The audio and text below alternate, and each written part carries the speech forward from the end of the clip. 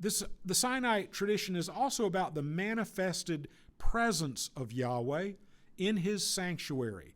And a major task in the book of Exodus is the construction of the tabernacle and the inauguration of the ritual practices that take place in the tabernacle. This place of encounter between Yahweh and His people is important in the central section of our narrative. But what really was the tabernacle? And like I said earlier, if you lived in the late Bronze Age and were familiar with Egypt and other stuff, when you saw the tabernacle, would you be shocked that you had never seen anything like that in your life? Or would you go, oh wait, I know what that is, except that it's Yahweh? Well, I want to suggest to you that it's the second that was happening. Now, here is a general artistic interpretation of the tabernacle. The tabernacle involves three spaces. The outer circumference of this thing here represents, well, I can't, there we go. This outer area here beyond this fence, this encloses the area of the tabernacle.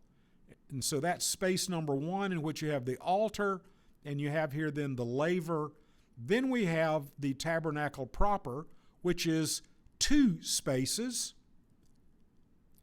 And the two spaces are separated by a veil. And out here you have the sort of symbols of life. You have the showbread. You have the 7-branch candelabra or lampstand. And then you have the altar of incense here. And then you have this veil. And behind the veil, you have the Ark of the Covenant, which contains the 2 tablets of the covenant. And you have over it these winged angelic creatures with their wings extended. And the notion that the divine presence then is somehow amongst the wings here of these creatures, these cherubim. So that's the three spaces and the features of each. Now I want to show you something. This is going to be a little bit shocking for you. Here is the campaign tent, the camp design, the campaign tent of Ramses II. Notice you have an outer perimeter that's defined here by these like shields or whatever these things are. But you have this outer boundary. And then inside, and it's a little bit schematized, it is demarcated by pillars. And so the pillars are here, but they would have stood at the opening. You have then this other structure, and then within that structure you have another enclosed structure. And look at what we have here. We have 2 winged creatures with their wings extended, and in between them, what is this?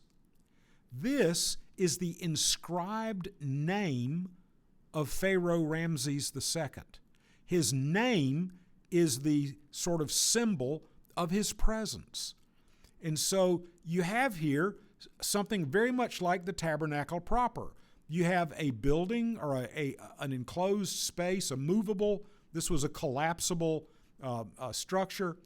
And then at the heart of it, 2 divine winged creatures, 2 composite creatures who are enclosing the divine name of Pharaoh Ramses II. And so this is quite remarkable.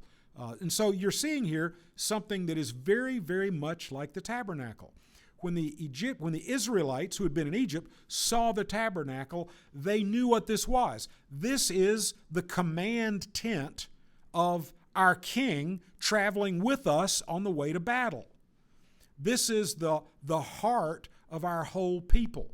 And at the center of it, divine creatures and the divine name. We focus so much on the pillar of fire and on the pillar of smoke, but I think it's really telling here the heart of this is in fact the inscribed name of the Pharaoh, and that is, the sanctuary is often described in the Bible as the place where God will put his name.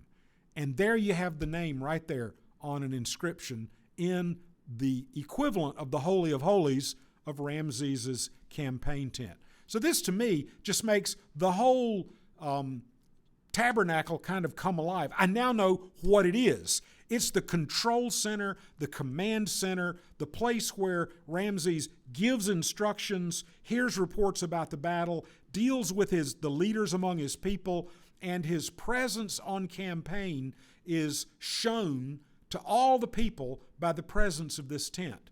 And so I wonder then if the Israelites could build the Ark of the Covenant because they had already seen one. They already knew what it was supposed to look like. And here we have the authoritative representation. So I think that's a good start on what's going on with the tabernacle. I just get chills when I see that.